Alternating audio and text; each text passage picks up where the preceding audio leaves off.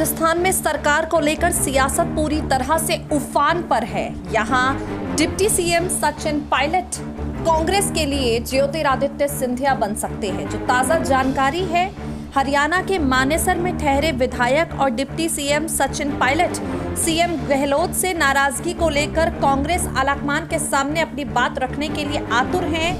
और इन सबके बीच में शनिवार देर रात हुई बैठक में पायलट ने गहलोत पर गंभीर आरोप लगाते हुए सीधे तौर पर कह दिया, मुख्यमंत्री अशोक गहलोत उन्हें दरकिनार करने की कोशिश करते हैं। अब ताजा जानकारी जो सामने आई है, पार्टी में हो रही ऐसी राजनीति के बीच में सचिन पायलट को ज्योतिरादित्य सिंधिया की याद आ गई है। ज्योतिरादित्य सिंधिया और सचिन पायलट, आपको बता दें, इन दोनों के बीच का दोस्ताना हमेशा चर्चा में रहा है। सिंधिया के भाजपाई हो जाने के बाद भी सचिन पायलट का मोह उनके प्रति भंग नहीं हुआ। इस वक्त की सबसे बड़ी खबर, सचिन पायलट और ज्योतिरादित्य सिंधिया की मुलाकात हो गई है। अंतर्कलह की परिस्थितियों के बीच में सचिन पायलट, ज्योतिरादित्य सिंधिया एक दूसरे से मिले हैं। बंद कमरे में इनकी मुलाकात में क्या बातें हुई, क्या विचार हुए, इसे लेकर कोई जानकारी सामने नहीं आई है।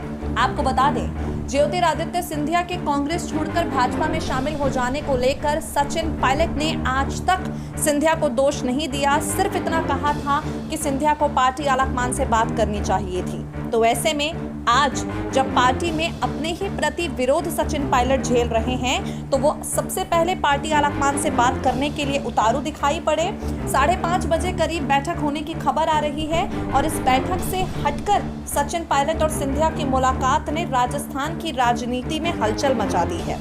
जानकारी ये भी सामने आ रही है, सिंधिया की राह पर चलते हुए सचिन पायलट कांग्रेस छोड़कर बहुत जल्द भारतीय जनता पार्टी में शामिल होना चाहते हैं, लेकिन किसी तरह की कोई जल्दबाजी नहीं करना चाहते। राजनीतिक मायनों के हिसाब से देखें तो सिंधिया ने जब कांग्रेस छोड़कर भाजपा में शामिल होने का फैसला लिया, उनके पास खोने के लिए कुछ नहीं था।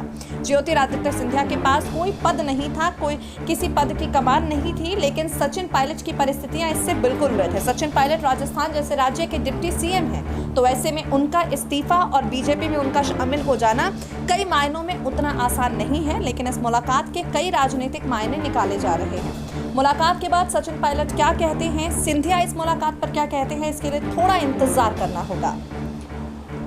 SPN 9 न्यूज रूम से मेघा की रिपोर्ट।